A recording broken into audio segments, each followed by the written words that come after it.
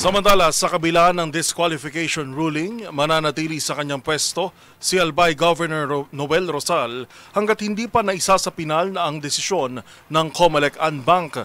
Apela naman ni Rosal, pinaikli ng Ombudsman ang ipinataw sa kanyang disqualification kaya't maaari na itong tumakbo para sa kanyang hinahawakan ng posisyon. Ang buong detalye sa report ni Kyle Bulyas. Mananatili pa rin gobernador ng Albay si Noel Rosal sa kabila ng pagdiskwalipika sa kanyang Certificate of Candidacy ng Commission on Elections 2nd Division. Ayon kay Attorney George Garcia, chairman ng Comelec, maaari pang iapelang desisyon sa pamamagitan ng paghahain ng motion for reconsideration. Ibig sabihin, mananatili si Rosal sa kanyang posisyon hanggat wala pang pinal na desisyon ng NBank. Kahapon, lumabas ang desisyon ng 2nd Division na i-disqualify si Rosal dahil sa umano'y material misrepresentation sa kanyang kandidatura. Sa paghahain kasi nito ng COC, iginiit nitong maaari siyang tumakbo sa kabila ng ipinataw sa kanyang perpetual disqualification ng Office of the Ombudsman. Giit ni Rosal, ibinaba na sa 1 taong suspensyon sa serbisyo ng Court of Appeals ang resolusyon mula sa Ombudsman.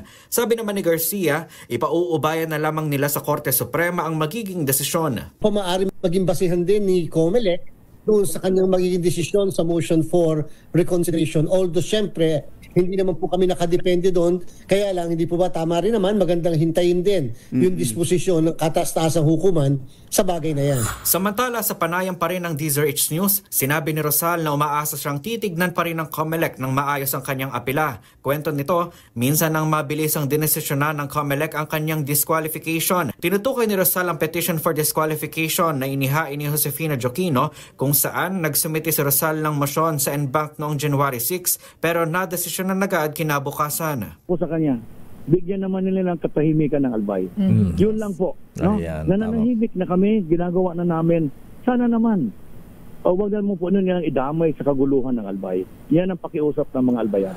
Bukod kay Rosal, diniskwalipika rin ng Comelec ang alkalde ng Tarlac City na si Susan Sulityap dahil sa isyu sa kanyang residency, gayon din si Cabuyao Laguna Mayor Dennis Hain dahil naman sa alegasyon ng vote buying. Para sa MBC TV Network News, ito si Kyle Bulyas ng DZRH, una sa Pilipinas, una sa Pilipino.